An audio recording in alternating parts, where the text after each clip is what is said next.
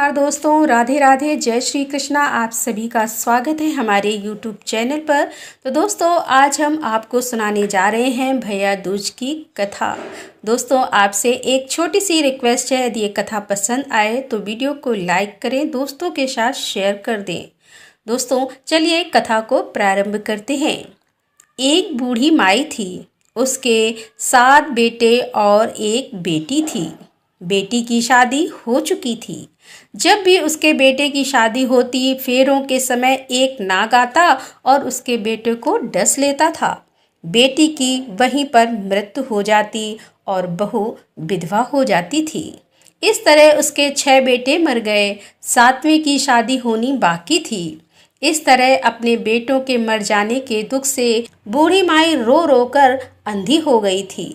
भाई दूज आने को हुई तो माई ने कहा कि मैं बहन से तिलक कराने जाऊंगा। माँ ने कहा कि ठीक है बेटा। उधर जब बहन को पता चला कि मेरा भाई आ रहा है तो वह मारे खुशी से पागल होकर पड़ोसन के घर गई और उस पड़ोसन से पूछने लगी कि जब मेरा प्यारा भाई घर आएगा तो उसे क्या बनाकर खिलाऊंगी।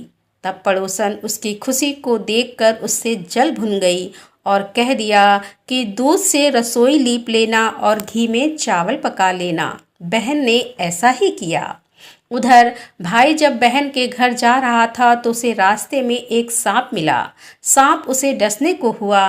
तब भाई बोला कि तुम मुझे क्यों डस रहे हो। सांप बोला, मैं तुम्हारा काल हूँ और मुझे तुमको डसना है।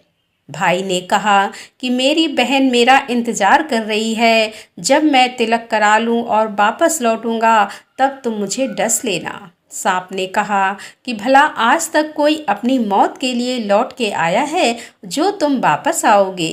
तब भाई ने कहा कि अगर तुझे यकीन नहीं है तो तू मेरे झोले में बैठ जा। जब मैं अपनी बहन के तिलक करा लूं तब तुम मुझे डस लेना। सांप ने ऐसा ही किया। भाई बहन के घर पहुंच गया। दोनों बड़े ही खुश हुए। भाई बोला, बहन जल्दी से खाना दे दे, बड़ी जोरों से भूख लगी है।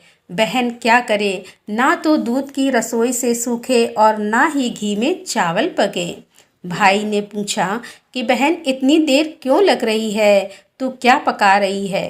तब बहन ने बताया कि भैया मैं दूध से लीप रही हूँ और घी में चावल पका रही हूँ, लेकिन चावल हैं पकने का नाम ही नहीं ले रहे हैं।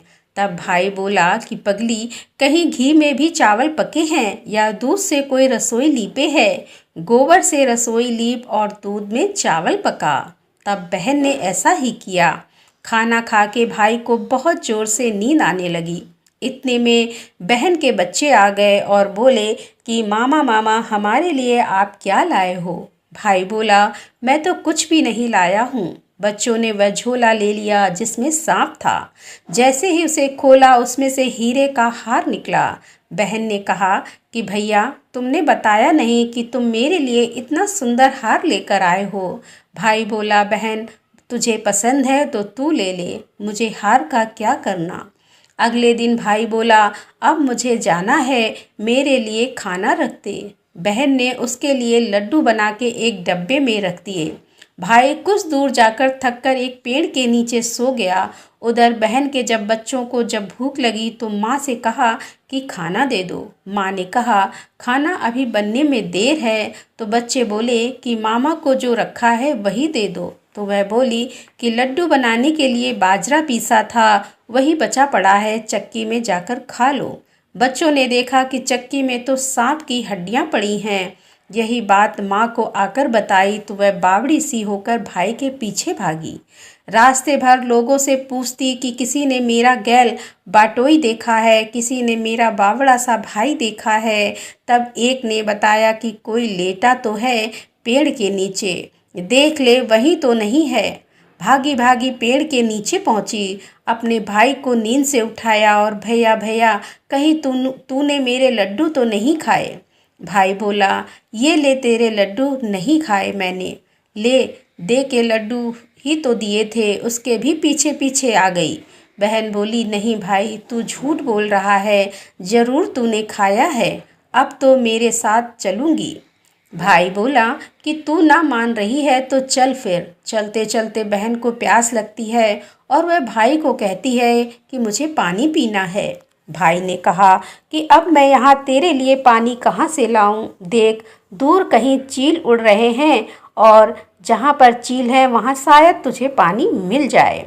तब बहन वहाँ गई और पानी पीकर जब लौट रही थी तो रास्ते में देखती है कि एक जगह जमीन में 6 सिलाएं गड़ी हैं और एक बिना गढ़े रखी हुई थी। उसने एक बुढ़िया से पूछा कि ये सिलाएं कैसी हैं। उस बुढ़िया ने बताया कि एक बुढ़िया है, उसके 7 बेटे थे।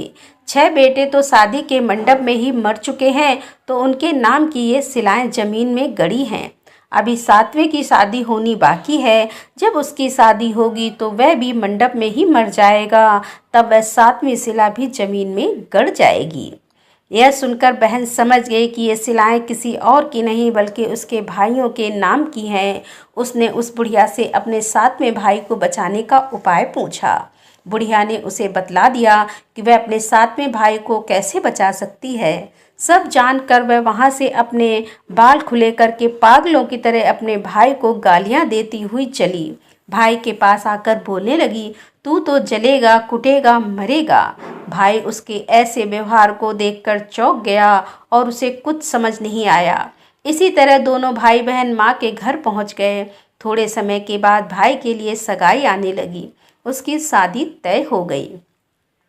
जब भाई को सेहरा पहनाने लगे तो वह बोली, इसका क्यों सेहरा बांधेगा? सेहरा तो मैं पहनूंगी, ये तो जलेगा, ये तो मरेगा। सब लोगों ने परेशान होकर सेहरा बहन को दे दिया। बहन ने देखा उसमें कलगी की जगह सांप का बच्चा था। बहन ने उसे निकाल के फेंक दिया। अब जब भाई घोड़ी चढ़ने लगा तो बहन फिर बोली, ये घोड़ी पर क्यों चढ़ेगा?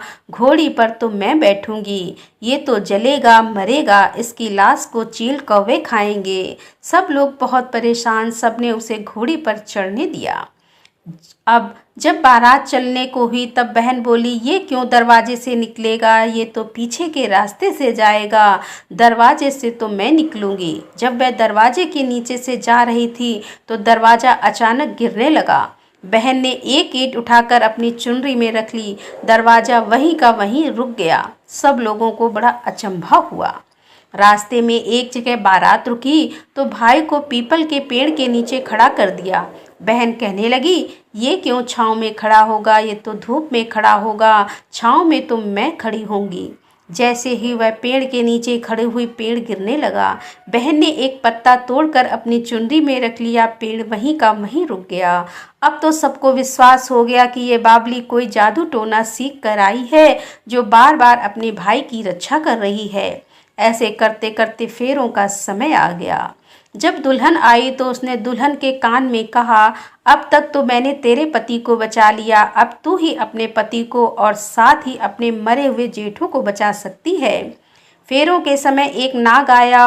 वो जैसे ही दूल्हे को डसने को हुआ, दुल्हन ने उसे एक लोटे में भर के ऊपर से प्लेट से बंद कर दिया। थोड़ी देर बाद नागिन लहर लहर करती आई। दुल्हन से बोली, तू मेरा पति छोड़। दुल्हन बोली, पहले तू मेरा पति छोड़। नागिन ने कहा, ठीक है, मैंने तेरा पति छोड़ा। दुल्हन, ऐसे नहीं, पहले 3 बार बोल। नागिन ने 3 बार बोला, फिर बोली कि अब मेरे पति को छोड़ दे। दुल्हन बोली कि एक मेरे पति से क्या होगा? हंसने बोलने के लिए जेठ भी तो होना चाहिए, एक जेठ भी छोड़ दे। नागिन ने जेठ के भी प्राण दिए। फिर दुल्हन ने कहा, एक जेठ से लड़ाई हो गई तो एक और जेठ, वो विदेश चला गया तो तीसरा जेठ भी छोड़। इस तरह एक एक करके दुल्हन ने अपने 6 जेठ जीवित करा लिए। उधर रो रो के बुढ़िया का बुरा हाल था कि अब तो मेरा 7वां बेटा भी बाकी बेटों की तरह मर जाएगा। गांव वालों ने उसे बताया कि उसके 7 बेटा और बहुएं आ रही हैं। तो बुढ़िया बोली, अगर यह बात सच हो तो मेरी आंखों की रोशनी वापस आ जाए और मेरे सीने से दूध की धार बहने लगे। ऐसा ही हुआ। अपने सारे बहू बेटों को देखकर वह बहुत खुश हुई। बोली, यह सब तो मेरी बावली का किया है, कहाँ है मेरी बेटी? सब बहन को ढूंढने लगे। देखा तो वह भूसे की कोठरी में सो रही थी। जब उसे पता चला कि उसका भाई सही सलामत है तो वह अपने घर को चली। उसके पीछे पीछे सारी लक्ष्मी भी जाने लगी। बुढ़िया ने कहा कि बेटी पीछे मुड़ के देख, तू सारी लक्ष्मी ले जाएगी तो मेरे भाई भाभी क्या खाएंगे। तब बहन ने पीछे मुड़ के देखा और कहा, जो माँ ने अपने हाथों से दिया वह मेरे साथ चल, बाद बाकी का भाई भाभी के पास रहे। इस तरह एक बहन ने अपने भाई की रक्षा की। तो दोस्तों, कैसी लगी ये भाई दूज की कथा। यदि कथा पसंद आई हो तो लाइक करें, दोस्तों के साथ शेयर करें और हमारे चैनल पर यदि आप पहली बार आ रहे हैं तो कृपया हमारे चैनल को सब्सक्राइब कर लें। तो दोस्तों, मिलते हैं अगले वीडियो के साथ। तब तक के लिए राधे राधे, जय श्री कृष्णा, हर हर महादेव, जय भोलेनाथ की।